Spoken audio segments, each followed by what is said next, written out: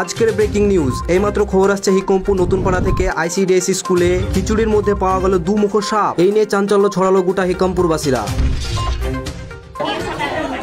যত পরিমাণে বাচ্চা টাচ্চা আসে এদের যত্ন সহকারে খাবারটা রান্নার হয় না। এরা চাল ডাল কিছুই ঝাড়াঝাড়ি করে না। এরা ওই সরকার থেকে যে মাল মেটেরিয়াল আসে যেইভাবে আসে সেইভাবেই রান্না চাপিয়ে দেয়।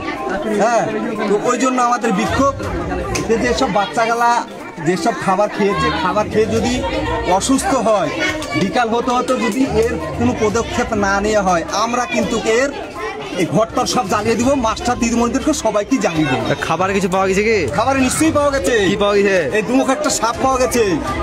ওই জন্য বিক্ষোভ চলছে। ওই জন্য আমাদের বিক্ষোভ চলছে। এই বিক্ষোভ আমরা অব্যাহত রাখবো। এখন হিকমপুর গ্রামবাসীদের ভয়ে বহরমপুরের ব্লক ডেভেলপমেন্ট অফিসার অর্থাৎ বিডিও এইমাত্র স্থানে এসে হাজির হলেন। ওদের রাজার মতন বাড়ি আর স্কুলের পরিবেশ তোমরা দেখেন এই পরিবেশটা। আর খেজুরি রাখো না, খেজুরি রাখো, এটা মাংস খাবার না কুত্তার খাবার।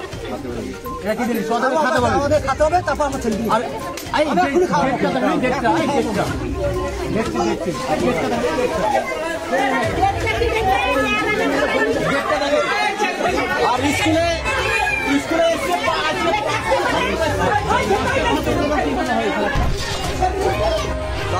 কিসের জন্য এত ক্ষয় হচ্ছে? বিষয় হচ্ছে ছোট্ট, কিন্তু ঘটনা হচ্ছে অনেক বড়।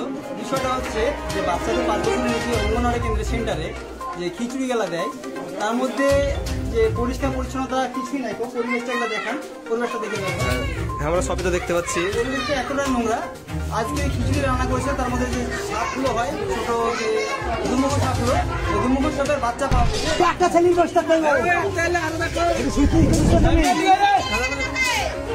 সালটা লেগে দিচ্ছে, 14 বছর আটটা সাল লেগে দিচ্ছে। ছেলেগুলো কি করবে? আমি